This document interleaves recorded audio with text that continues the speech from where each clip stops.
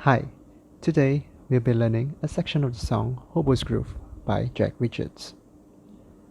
We will start off with a demonstration followed by a tutorial at a slow tempo. And towards the end of the video, we will take the main groove and break it down.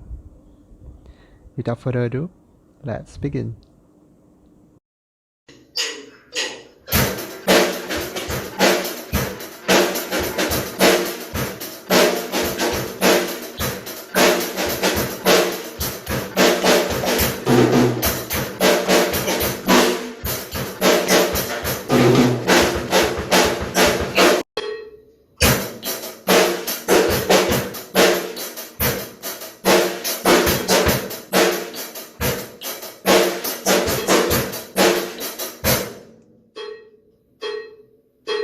One E and a 2 E and a 3 E and a 4 E and a